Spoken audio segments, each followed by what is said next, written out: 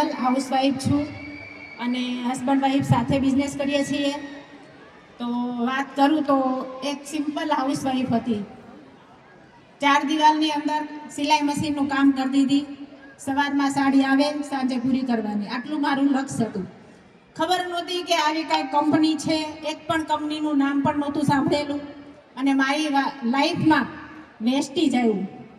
એક પાર્લરમાં ગઈ હતી તો ત્યાં મારા ગ્રેટ અપ્લાયન, એના માટે એક વાર જોરદાર તાલી જગદીશભાઈ ખોખરિયા, કે જેમના થકી આજે મારી લાઈફ આ પ્લેટફોર્મ અહીંયા સુધી હું ભૂગી.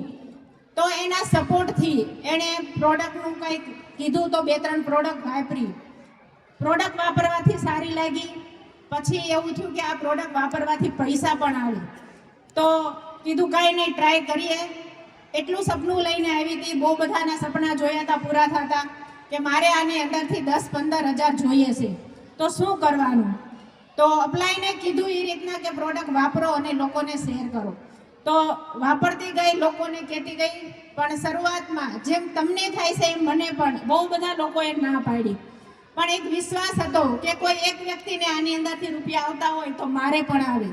તો 50 રૂપિયાનો મારો પહેલો ચેક હતો. અને શરૂઆત કોરોનામાં થઈ હતી. એટલે કોરોનામાં લોકડાઉન જેવું મેં ફિલ્ડ વર્ક કરવાનું ચાલુ કર્યું તે લોકડાઉન. તો લોકડાઉનમાં બધાનું ઘરે જવાનું બંધ. જેટલું થાય એટલું ફોન ઉપર અને ઓનલાઈન મીટિંગ કરીને શીખતી ગઈ અને ટીમ બનાવતી ગઈ. કોરોનામાં જ્યારે બીજી લહેર આવી કોરોનાની, એપ્રિલ મહિનામાં મારા હસબન્ડને 65% કોરોના. અમે 15 દિવસ સુધી હોસ્પિટલમાં રહ્યા. ઘરે આવીને ક્વોરન્ટાઇન, 1.25 મહિનાનો આરામ. દુકાન પણ ઘરની હતી, બહુ બધું રોકાણ હતું. 1 મહિનો દુકાન બંધ રહી તો ઇન્કમ 0 થઈ ગઈ.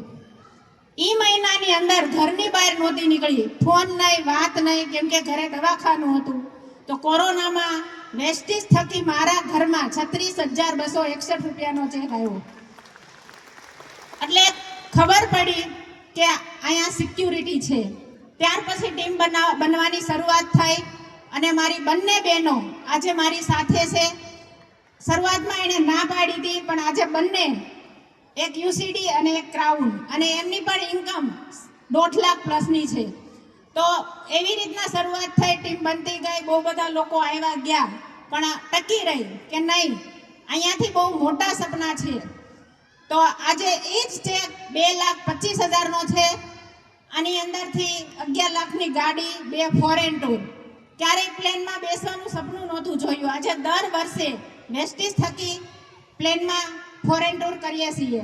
તો લેડીઝ માટે એક જ છે કે આની અંદર આવ્યા છો તો ટકા રહેજો. કેમ કે આપણે લેડીઝને ગમે એટલા સારા કામ કરશો, ગમે એવું રસોઈ બનાવશો, તો ક્યાંયથી આટલું માન નહીં મળે. આ વેસ્ટીજ આપણને એટલું માન સન્માન આપે છે, તમારી એક અલગથી ઓળખાણ કરાવશે.